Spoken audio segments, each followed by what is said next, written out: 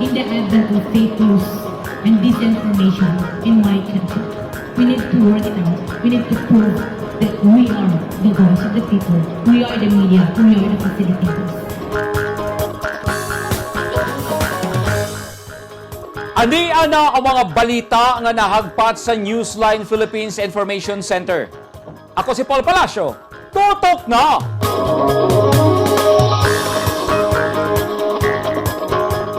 Sa mga headlines, tulo patay human gihimong break sa truck ang usa ka balay sa Valencia City, Bukidnon.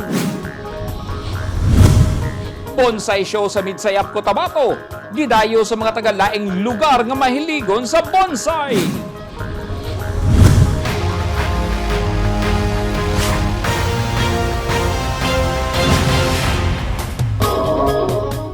Sa detalye sa ato mga balita, samdan ang driver o pasahero sa pick-up human kini mabangga sa truck sa Santa Cruz, Davao del Sur. Nahansak pa ilawom sa truck ang pick-up nga dunay karga nga mga bricks. Ani ang report ni Eugene Hinutan.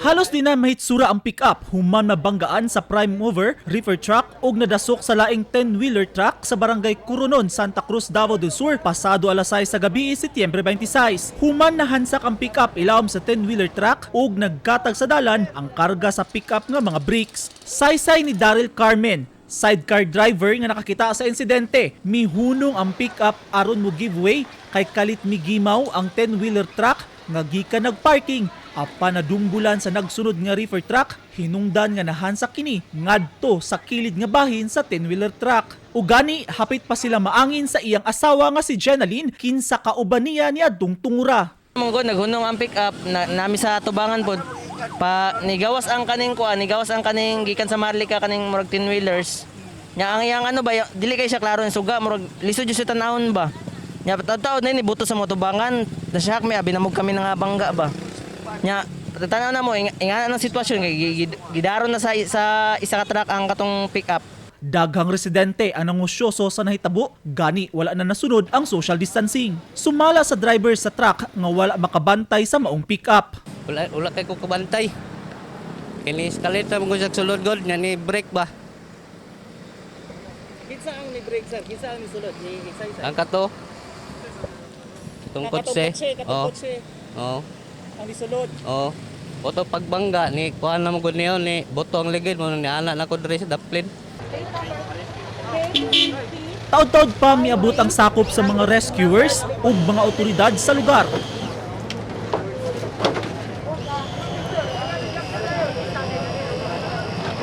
Magdala ninyo ha, mga yung tabang ang rescuers. Yan lang.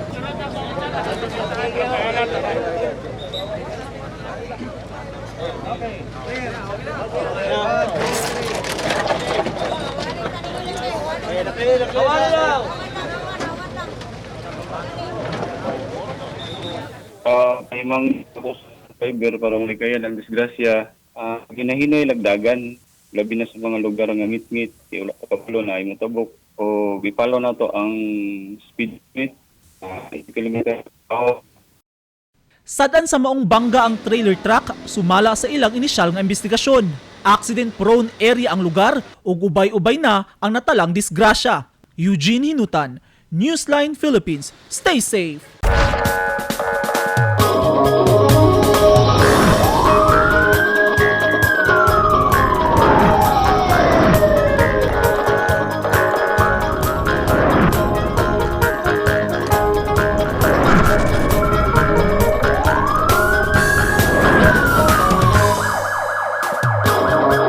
Patay ang usa ka senior citizen, asawa ug apo niini nga minor di edad, human gihimong break sa driver sa forward truck ang ilang balay sa Valencia City, Bukidnon.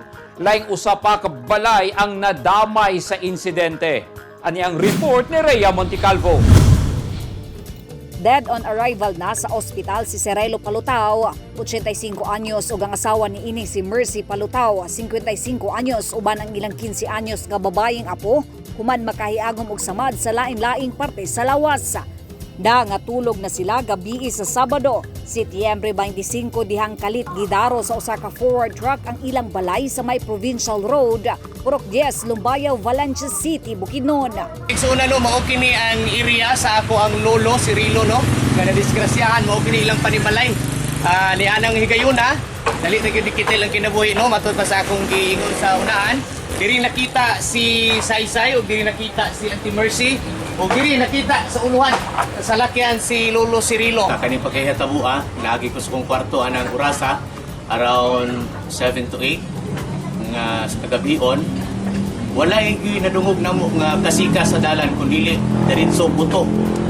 Nadungog ko dayon sa pagawas ko sa kong kwarto anang higayuna nga nagsagit na nga akong mga silingan.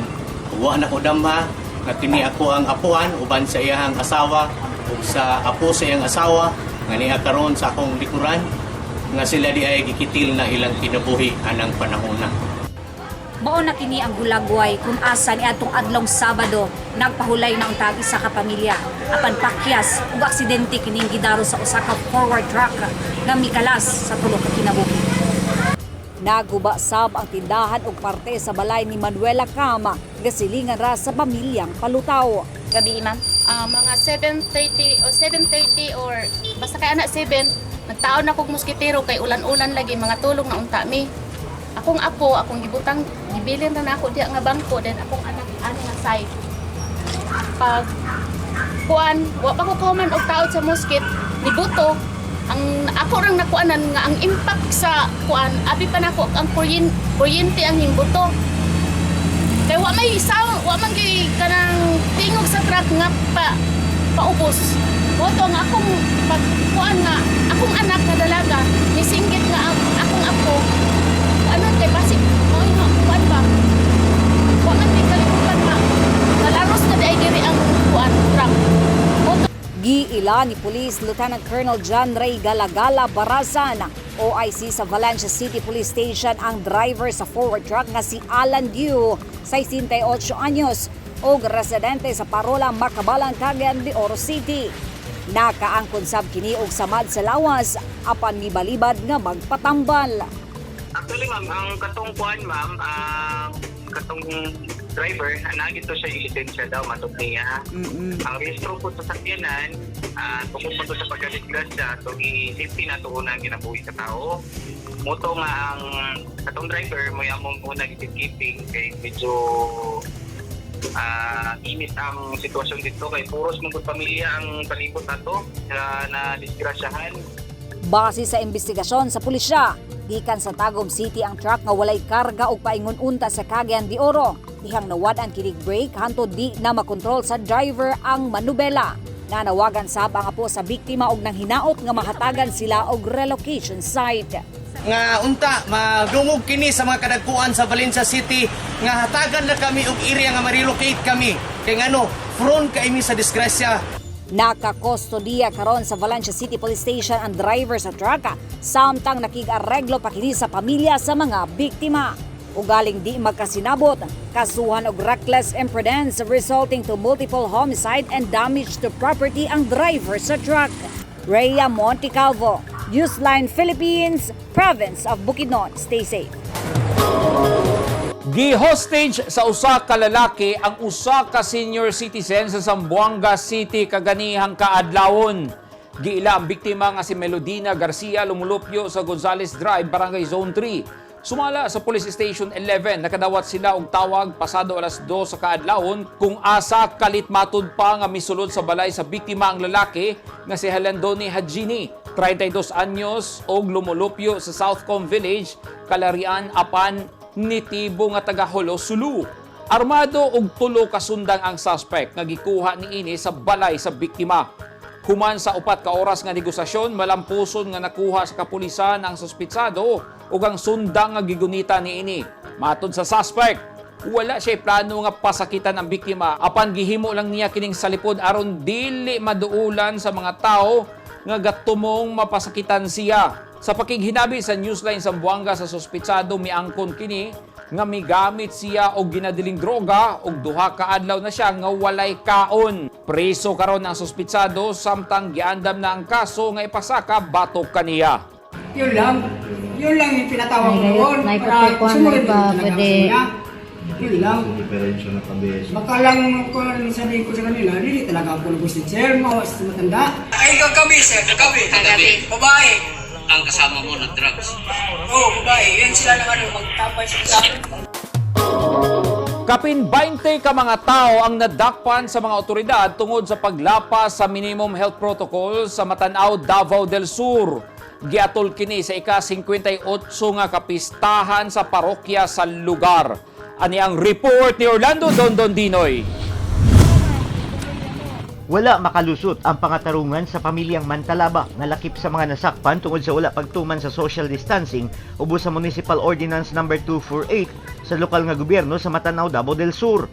Driver nila ang 76 anyos nga si Felizardo nga gawas nga gidid ang mugawas tungod apil ang mga sama niya nga senior citizen sa high-risk group. Doon na pa sila kaubang 5 ka buok ng mga bata o walay social distancing. Ako na yung karga na. Mga pamilya na mag-sir. Sir, kami sila mag-pick up na mo ni dito sir. O, di o. Kami raman o. Kadugo rapon mi. Nangatarungan sa bang 30 anyos nga si Wilfredo Gading, residente sa Barangay Kulon Sabak, umanasakpang wala magsulubog face mask. Alam mo, sir. Karoon pa ko ka. Kuhan ba? Karoon pa ko ka. Ari-diri. Mga lugar, kailangan ka magmas. Kaya ang mga tao, agi-agi, basig makanan ka o laway. O, COVID. Kali ko, nakitsugo mo ko, sir. Nga, bigla po, sulod ako ang kuhan. Mas na ko ba? Sumawala ni mo face mask. Oo, kalimot po ko, sir. Kay Una nang nagpasidaan ang kapulisan sa publiko nga likayan ang pagtapok-tapok labi na atol sa pagsaulog sa ilang ika-58 nga kapistahan. Og aron ipakita kanila nga seryoso ang mga otoridad sa ilang pahimangno, gihimo nila ang pagpanakop gikan sayo sa buntag hangtod gabii. Apan ang ubang residente naabtan pa nga nag-inom og tuba sud sa bilyaran. basta kay ano, basta magkaroon kay St. Michael. Ako kay palit na yung pansit og 2 kilos balay ganun kay pista. Nag-inom balay, nabo kay gagaw ni abot, palit po tuba 2 galon. Atong gipatuman karon ang health protocol no, COVID health protocol din sa lungsod sa Matanao kaning maglakaw-lakaw diri sa papublikong lugar nga walay face mask. Wala naga-observe og social distancing. So ato agad silang isiwan og citation ticket. Asa walay face mask, ang first offense ani din sa atong munisipyo 1.5. Ang wala nag-obserba og social distancing sa mga papublikong lugar o sa kaning sakyanan public transportation 1,000. O kana hinimo na sa ato ang mga sa konseho nato. Walay gilatid nga community service sa balaod, busa kinahanglan silang mubayad og multa sa Municipal Treasurer's Office aron dili makasuhan. Sa gihimong pagpanakop sa mga otoridad, ilabi pa sa kapistahan sa Matanao, Davao del Sur, nasuta nga daghan sa mga katawhan ang wala gyud nagatuman sa minimum safety protocols, ilabi pa kung adunay mga okasyon. Kiniusab mo hinungdan kung nganong nagkataas ang kaso sa COVID-19. Tungod niini, nanganti ang mga otoridad nga mopahigayon sila og matag karon og unya nga inspeksyon, labi nagdunay mga okasyon aron masilutan silang mga badlungon samtang maminusan ang ihap sa mga mataptan sa sakit. Orlando Dondondinoy, Newsline Philippines, Province of Davao del Sur. Stay safe. At tangi! Senior citizen nga mag-uuma sa Davao del Sur, gipusil patay! O pawikan na rescue human matrap sa bungsod sa Barangay Lasang, Davao City.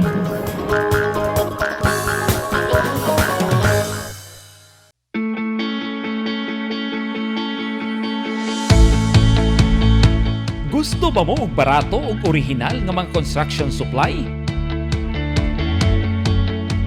Sa kadaghan sa imong pilian, all-in-one ang imong pagpamalit. Tara na sa 3M1 ug T-Square Lumber and Construction Supply na himutang sa daang Hardika, Lanao ug Dayo Street, Kidapawan City. Parami ng parami ang mga nagiging bagong Lotto Millionaires. Dalawa rito ay multimillion jackpot prizes. Ang 246.08 million pesos sa Ultra Lotto 658 at ang 298.77 million pesos sa Grand Lotto 655. Ang bawat pagtangkilik sa larong may puso ay susi sa pangarap at pagtulong sa kapwa. Thank you with all our hearts. Malay mo, baka ikaw na ang dapuan ng swerte. Ang mga taong dunay mga ginahambin nga mga grabing mga balatian o comorbidity, hilabi na ang mga senior citizens, sila ang mas delikado nga maigo sa coronavirus disease COVID-19. Busa dubling pag-amping ang himuon og tambali ang mga ginahambin nga mga sakit. Ang pagtumar sa Bilonga Gold Herbal Capsule is a food supplement makatabang aron mapunggan nga musamot ang mga balatian. Turmeric o luyang dilaw ang nag-unang sagol sa Bilonga Gold. Gisagulan og sodium ascorbate o vitamin C aron mas mulig-on ang immune system. Ang Bilonga Gold Herbal Capsule mapalit sa mga butika.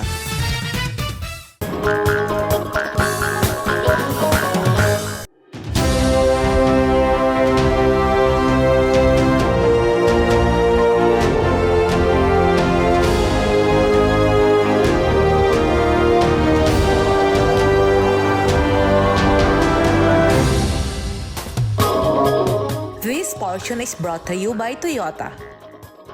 This portion is brought to you by Philippine Sports Commission. This portion is brought to you by Rizal Memorial Colleges. Misikat na og maayo ang bonsai plant tungod kay nagkadaghan na ang nahilig niini. Gani sa Midsayap, Cotabato, unang naila sa Newsline Philippines si Bonsai Master Marcel Bebot Kalungsod nga maoy nagpaila-ila niini sa iyang bonsayan. Ning bag-o lang, gihimo ang bonsai show sa Midsayap o gidayo kini sa mga tao ug tungod kay pandemya, dili basta-bastang makasulod kung walay booking. Ani ang report. Daghan na og nagkahilig og ukit og bonsai. Human gipaila ang bonsai kanila ni Maestro Marcel Bebot Kalungsod, ang kanindot ug ang istorya sa bonsai sa iyang lungsod sa Midsayap, North Cotabato, sa San Isidro ug Mati City sa Davao Oriental ug uban pang dapit sa Kapupudan. Tungod kay nahimo na siyang hilig, nahimo na usab kini negosyo sa pipila ug nahimong debosyon sa pipila ka mga artist. Apan pagbantay, mahal kining maong mga obra.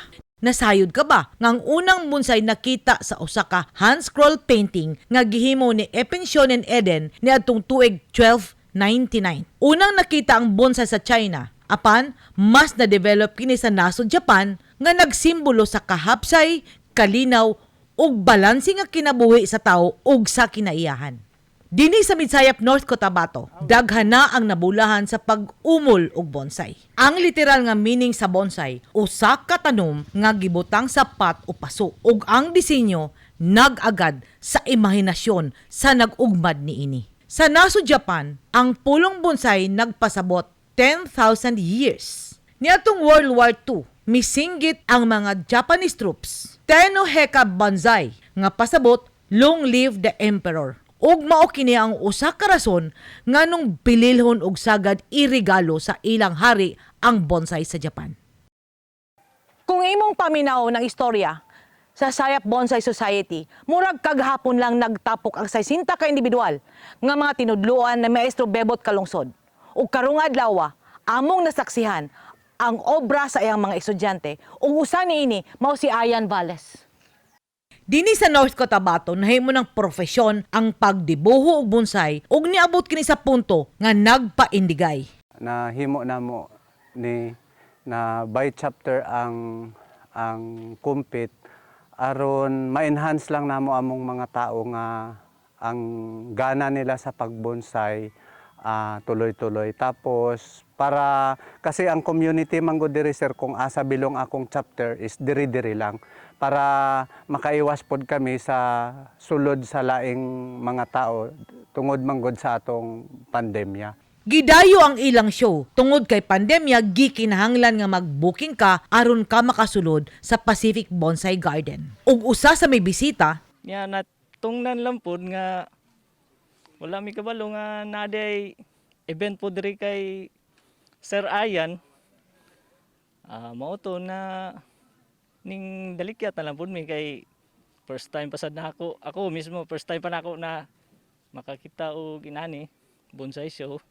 Kani siya gold tungod ang base sa ni nindot siya base pagka human taper og punuan proportion ng sanga. So although gamay lang yang bulak pero ang gitagana to emphasis ang punuan nagid sila padurungan. Pwede na to maingon nga pang international ang ilang mga obra pohon. So mo na ilang tumong dili lang pang local, pang nationwide o worldwide ang ilang mga obra. Tungod kay daghan ang gustong mosunod sa tunob ni Maestro Bebot Kalungsod, mao kini ang iyang tambag. Bonsai man ko dili man ingon nga pasagdahan nimo para nakay sabit sa imong punuan. Kinahanglan maningkamot jud ka para na masabit sa imong punuan. Dili man pwede madali-dali pero constant nga kuan lang. Atiman sa imong bonsai. Okay. So concentrate lang karon ang usa ka punuan. Murag paruros ba nga karon nga tuig kani siya sunod tuig ana. Kay di man mo na pwede magikon kinahanglan gyud tagaan gahinan gyud mo panahon. So fertilizer lang. Pero naay mga bago nga nindot. Sukad ning gawa sa newsline ang obra ni Maestro Bebot Kalungsod, daghan na ang gustong magpatudlo kaniya. Ops, ayaw kamong katingala, ang team sa newsline nagkahilig na usab. Sa sunod bonsai competition, kinsa kaha ang musunod sa tunob ni Maestro Bebot Kalungsod, ang timba sa Bonsai Pacific o ang bagong natukod nga team sa newsline. Edith Kadoayan, Newsline Philippines, stay safe! Patay ang usa ka senior citizen nga mag-uuma human kini gipusil sa iyang umagad sa iyang kaipon sa Bansalan, Davao del Sur niadtong Sabado. Ang suspect sakop sa Citizen Armed Forces Geographical Unit kun CAFGU. Ani ang report ni Orlando Dondondinoy. Gipusasan sa mga otoridad ang usa ka Artemio Igok alias Junjun, usa ka sakop sa Citizen Armed Forces Geographical Unit kon CAFGU, ubos sa 73rd Infantry Battalion nga nakabase sa Malita, Davao Occidental niadtong Sabado, September 25, 2021. Gidakop ang 30 anyos nga CAFGU kinsa gitudlong suspect sa pagpatay sa 65 anyos nga si Paquito Tagoy sa sitio Bagong Silang, Barangay Managa, Bansalan, Davao del Sur, Sabado sa gabi. Sakop sa CAFGU ang suspect nga nadistino dito sa probinsya sa Davao Occidental apan niadto dinhi sa bukid kay buot niyang manghurnal sa mga mag-uma nga dagko ug gulayan kay gusto niyang maka-sideline og trabaho. Miangkon si Igok nga nahinay kaniya si Tagoy kinsa kaipon rasab sa iyang ugangan. Lango matud pa sa ilimnong makahubog niadtong gabhiuna ang biktima kinsa gideklarang dead on arrival na sa hospital. Sa tanan likunon nga sa kusina sir, ako gisaligan niya sir. Pati man sa kong ugangan, halos gani ugangan na ako sir nga mag-away na siya kulang sa pag-atiman. Nya mo to sir, ako di ko ganahan magtingog-tingog siya sir, magsakit ko sa kong buot sir ba. Stepfather sa kong asawa sir, kadawang bana sa kong ugangan sir. Amo lang lalisan sir tungod sa kong ugangan nganong bagulbul sir nasuko siya nganong wa pa daw naayo kong ugangan. Wa jud ko hibalo kay nga akong hibaw ni buto na ni buto lang o ni buto nya pagkahuman mao man gud ang asawa nya pagkahuman kuan kana natingala man ko si John ato sa balay ingon sa kuwang ati kuan kining gipatay nako ti napatay nako. Nakaangkon og usa ka samad pinusilan sa iyang dughan ang biktima gamit ang Julin gun. Tungod sa personal nga bigil, ang nakitang motibo sa krimen, posibleng kasuhan og murder ang suspect. Nagkuha na sila sir, naglalis din sila. Kaya ikakuha na naglalis na din nila. Suba din gamay raman yung lalis na din nila. Tapos, yung kining itong namatay na biktima, iyang gisulong, nakainom man to. Ito yung gikuhan. Nagdumili sa paghatag og pahayag ang asawa sa biktima. Samtang sa pakiginabi sa Newsline Philippines, ngadto kang 73rd Infantry Battalion Commander Lieutenant Colonel Antonio Quimado Jr. gibutiag niining posibleng mataktak sa serbisyo ang suspect. Ang CAFGU mo na ito is naman ko na sila ikuan, dili magina sila ingon nga kanang in a month or 30 days duty kasi ikuan mo na sila kanang kumbaga murag part-time soldier ba na amo nga ang tawag na to sa force multiplier na to. Naman na sila ikuan off duty po. Then during their off duty, pwede po sila magkuan kung saan ang ilang mga kumbaga pwede po sila mga buhay of kuan ba kay siyempre pila naman po na ilang kuan sa ilang pagiging kapgo. Ang suspect kasamtangang nakakustudiya karon sa Bansalan Municipal Police Station samtang naghulat sa kaso batok kaniya. Ang suspect og biktima pulusakop sa tribong Tagkaulong at taga Malita, Davao Occidental. Orlando Dondondinoy, Newsline Philippines, Province of Davao del Sur. Stay safe. Nangandoy og hapsay og hinlo nga resulta sa piniliay ang mga opisyal sa Bangsamoro Autonomous Region in Muslim Mindanao CONBARM sa umaabot nga 2022 national ug local elections. Ani ang report ni Eugene Hinutan. Himuong mas hapsay apan limpyong eleksyon. Kini ang gustong mahitabo sa Bangsamoro Autonomous Region in Muslim Mindanao CONBARM sa umaabot nga piliay sa 2022 national ug local elections. Buot sa BARM nga ang ipahigayong piliay sa ilang rehiyon mamahimong tinuod nga refleksyon sa kabubuton sa mga residente o butante sa ilang pagpili ug angayang mulingkod sa posisyon nga mga lider. I-oppose ho natin yung pamimili ng boto, yung mga tricks sa elections na hindi ho dapat ginagawa para ho mas maging malaya yung pagpili ng mga kababayan natin. Kung walay mga irregularidad sa piliay, ang kaugalingong kabubuton ra sa mga butante ang ilang ipatigbabaw sa pagpili og kandidato. Kampante si Nakib Sinaringo, ang BARM Executive Secretary, nga malikayan ang kagubot og dili pagsinabtanay sa mga butante og mismong mga kandidato. Hinuon, bisan pa man wa eleksyon, padayon gihapon ang ginahimong pagpaningkamot sa BARM aron maglahutay ang kasinatiang kalinaw sa ilang rehiyon. Several na efforts so ang ongoing para doon sa pagpapanatili ng peace and security. Ang una ho ay yung pagpapatuloy ng normalization process natin under the peace agreement na pinirmahan natin. So ito ho yung decommissioning ng Moro Islamic Liberation Front.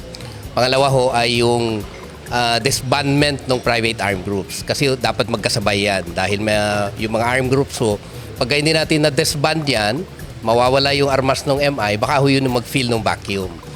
Naninguha ang BARM nga pinaagi ni ining hapsay og limpyo nga eleksyon, magkasinabtanay ang ilang katawhan og mamintinar ang kalinaw ug seguridad sa rehiyon. Pinaagi sab niini, dunay pagkahiusa sa tanan ug mas matutukan ang kalambuan sa ilang komunidad. Eugene Hinutan, Newsline Philippines. Stay safe.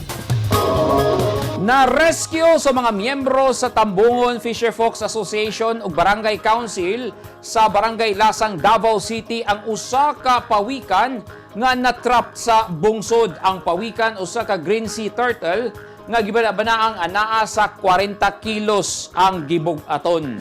Ani ang report.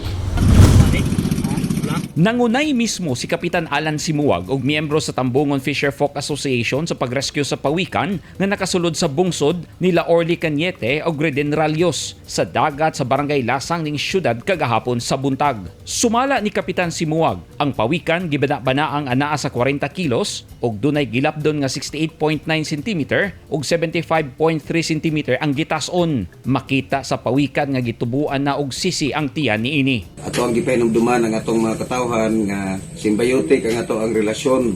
Isip mga tao, gingon man mga kahimanan nga gihatag sa ato sa kadagatan, dili nato abusohon kundi tagaan nato proteksyon. Para pod sa umaabot ang ato ang mga kabataan, napa sila makita no ngayon ani, na sila makita, makahibalo sila nga naaday pawikan no, nga live, dili lang sa picture o dili lang sa damgo nila nga makita. Nanawagan ang Barangay Council sa Lasang sa mga residente o mga mananagat nga i-report dayon sa mga otoridad kung dunay makitan o mabangalan nga pawikan aron mahatagan dayon kini og aksyon. Gihimo dayon ang taging sa pawikan una kini gibuhian og balik sa dagat. Idikimit na ito kadali tapos natay taging ay higayon para ma-acknowledge sa ito nga nakalabay sa dinhi sa Lasang. Nya pagkahuman ato dining ibalik no dito sa ato ang kadagatan. Di man ingon nga immediate ang mudako no sumurulay sobra mga 20 ka tuig na.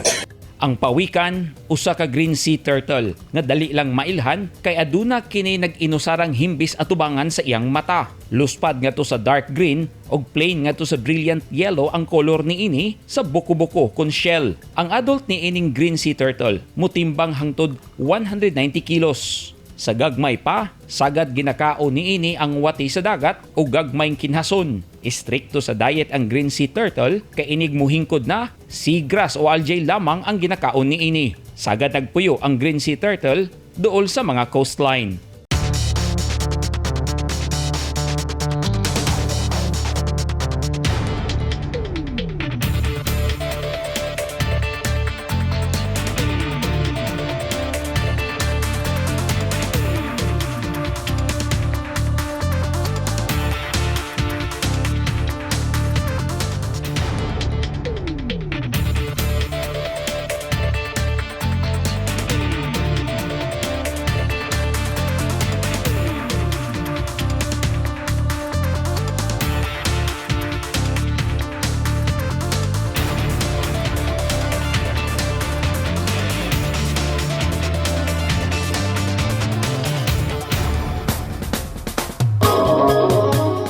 Kadto naghingpit sa mga balita nga nahagpat sa Newsline Philippines Information Center.